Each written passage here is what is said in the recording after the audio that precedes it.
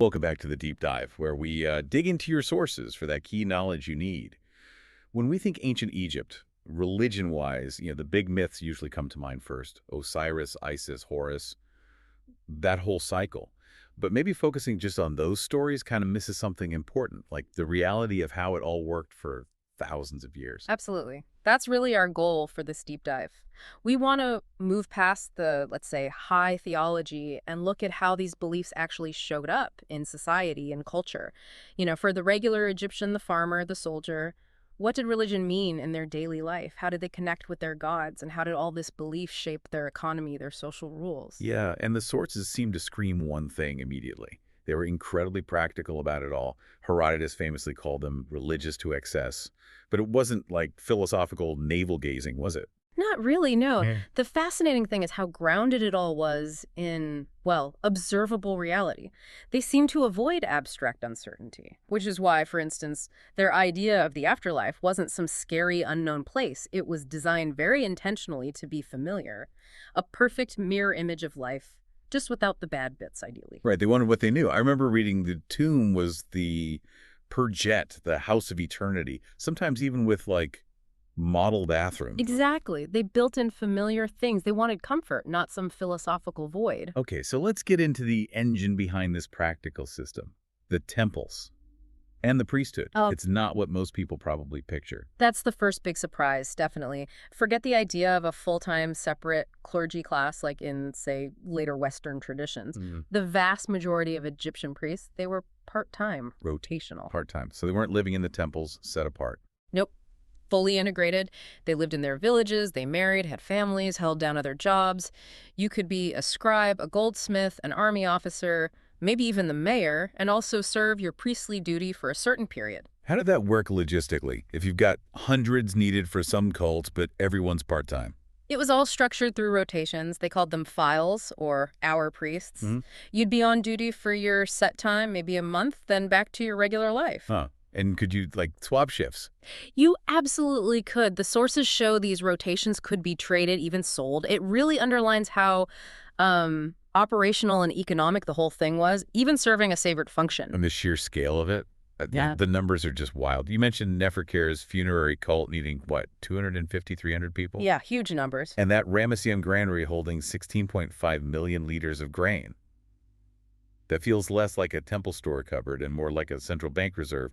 How did they fund all this? Through a really ingenious system, reversion offerings, all that food, beer, linen, everything offered to the god statue in the daily rituals.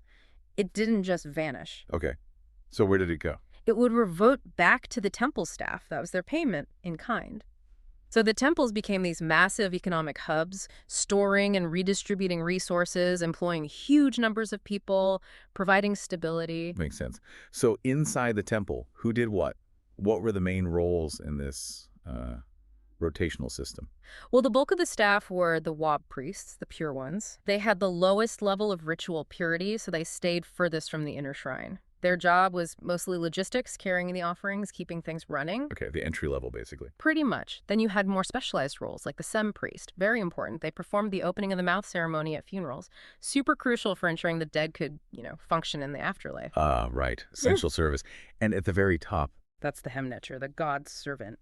These were ranked first, second, third priest, and so on. Okay. And the first priest of a major god, especially Amun at Thebes, often one of the most powerful figures in the entire country, sometimes even rivaling the king in influence. Okay, so that's the official state structure. Big temples, powerful priests, lots of resources.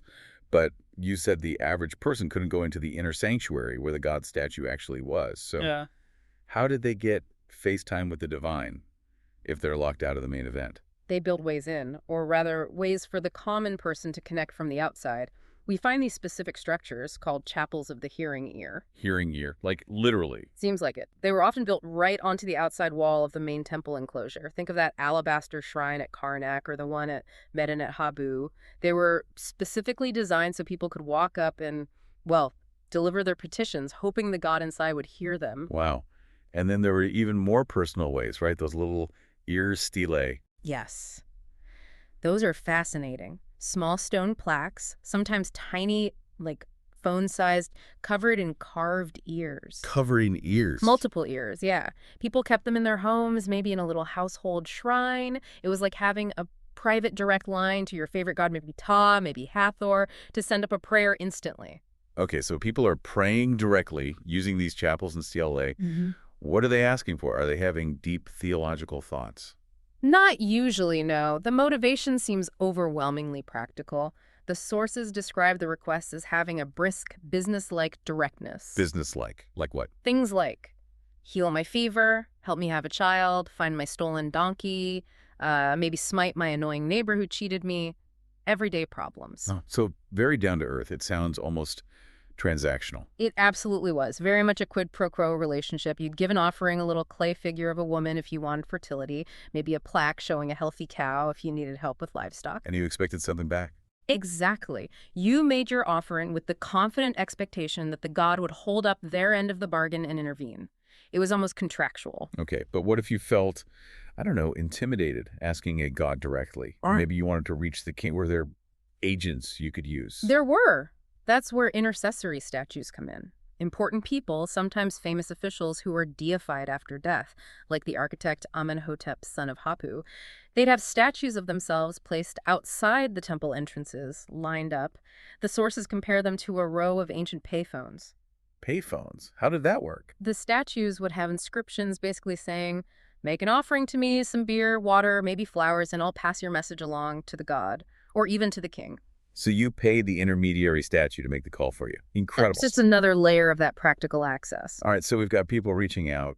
How did the gods communicate back? Or, get involved in human affairs? Did that help keep society running smoothly?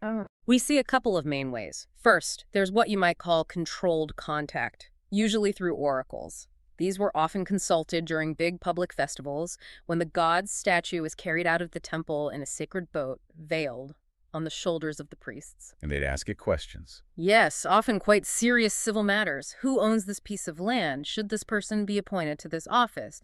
Is this person guilty of theft? And the god answered, how? By moving the boat. Exactly. The priests carrying the boat would make it move forward for yes, or step backward, maybe tilt for no.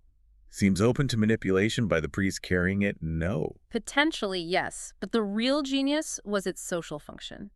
Imagine a theft in a small, tight-knit village. Accusations could tear the place apart. But if the god, via the oracle, assigns the guilt, it takes the burden off individuals. It depersonalizes the judgment, prevents feuds. It's a brilliant way to maintain harmony. That makes sense. A divine referee. Yeah. But could you argue with the ref?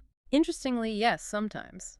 We have this amazing case of a guy, Pachayam the Amun. He was found guilty by one oracle. But he didn't accept it. He actually appealed the verdict to 3 different oracles, which suggests there was some understanding that maybe one oracle could be wrong or perhaps manipulated. There were checks and balances. Okay, that's the controlled way. What about uncontrolled contact? You mentioned the bow earlier. That sounds less organized. Much less. The bow wasn't something you consulted. It was more like a manifestation of the god's power, usually their anger or displeasure. Like divine wrath. Sort of, yeah. Often linked to a guilty conscience. If you did something wrong, especially something like swearing a false oath, the bow of the god could strike you. It wasn't abstract either. It could cause real physical symptoms. We have texts where people confess to wrongdoing only after being struck blind or falling ill, which they directly blame on the god's bow. Yikes. So it acted as a kind of internalized policing, fear of divine consequence. A very potent one. It inspired genuine fear and could compel confession and repentance, a powerful tool for enforcing social norms. And this closeness to the spiritual wasn't just with the gods, right? Yeah. The dead were also around. Very much so. The Egyptian attitude was wonderfully pragmatic about death. The deceased weren't really gone. They were just away in the afterlife, which was thought to be nearby and accessible. Accessible how? Could you visit? You could visit the tomb, leave offerings, but you could also communicate more directly through something unique. Letters to the dead. Letters? You mean like actual mail to the afterlife? Pretty much. They'd write messages, often complaints or requests, usually on pottery bowls or jars, and leave them at the tomb. What kind of complaints? Are we talking profound spiritual matters? Hardly. It's hilariously mundane sometimes. Real domestic stuff. Things like, Dear deceased husband, please stop allowing this illness to affect our child, or help me conceive a son, or even scolding a dead wife for causing trouble in the household. No way. So you could actually nag your relatives from beyond the grave, or ask them for help with practical problems. Absolutely. There's one famous one asking a dead brother to intervene in a dispute about 30 measures of barley owed to the writer. 30 measures of barley. That just takes all the spooky mystery out of it, doesn't it? It makes the afterlife seem so normal, almost bureaucratic. Exactly. It strips away the solemnity. It shows this incredible belief that the dead were still part of the family network, still had agency, and could be appealed to for everyday issues. And it must have been incredibly comforting, too. A way to process grief by just continuing the conversation, asking for help with household chores, basically. A very compassionate, practical solution to loss. Yeah. Your loved one is just away, still involved. Okay, so this whole system, practical, accessible, dealing with everything from grain storage to noisy neighbors to grief, it clearly worked. It lasted 3,000 years. But there was that one major interruption, the Amarna period, Akhenaten. Why did his big religious revolution fail so dramatically? Well, fundamentally, it failed because it threw out almost everything we've just talked about. The accessibility, the practicality, the familiarity. Akhenaten's god, the Aten, was represented as just the sun disk. It was abstract. It had no family, no messy myths, no human or animal form you could relate to. Just a disk in the sky. Right.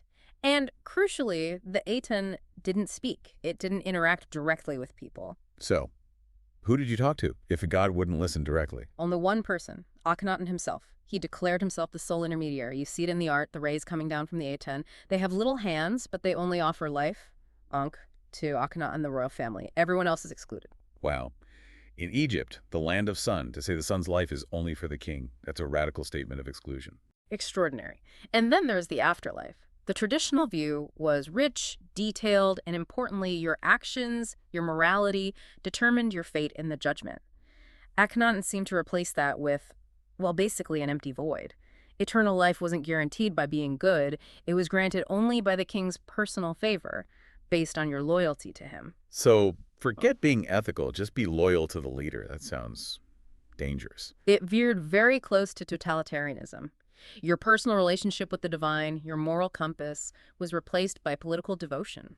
And think of the social cost. He forced the entire administration to move to a brand new, desolate city, Amarna. People had to abandon their ancestral homes, their family tombs, their local gods and traditions. Yeah, that wouldn't go down well. Not at all. So when Akhenaten died, the whole system collapsed almost immediately. People just went back to the old ways. Very quickly. Tutankhamun, his successor, abandoned Amarna, reopened the old temples, brought back the priests, reinstated Amun and the other gods, restored the offering cults. It's like the entire country breathed a sigh of relief and went back to the system that actually worked for them, the one that felt comfortable and accessible. So, wrapping this all up, this incredible longevity of traditional Egyptian religion, it wasn't really about some perfect theology, was it? It was about function. Deeply functional. Yeah? Had mechanisms for everything. Oracles managed civic disputes. The Bao concept enforced social responsibility, acting like an internal deterrent. Magic, amulets, healing statues offered real comfort and perceived relief from illness. And those letters to the dead, such a uniquely compassionate way to handle grief. Your loved ones weren't truly lost, just away, still reachable. And we shouldn't forget the joy, the relief. It wasn't all quiet piety and rules, those big festivals like the beautiful Feast of the Valley. But absolutely vital. They involve processions, music, dancing, feasting, and yes, the sources mentioned socially approved excessive consumption of alcohol. A big party, basically. A huge ecstatic party. It was about creating this temporary joyful union between the living, the dead, and the gods. A necessary emotional release in a society that otherwise valued quietness and conformity. Community bonding. So maybe the final thought here is, perhaps the ancient Egyptians, in building this complex, practical, long-lasting system, were actually, in their own way, incredibly rational. They used concrete observation, pragmatic solutions, and social engineering to manage life's uncertainties, the fear of death, the friction of living together. A system designed for human needs. So thinking about that balance they struck between profound belief and intense practicality, what does that teach you about navigating the complexities of your own world today? Subscribe for more.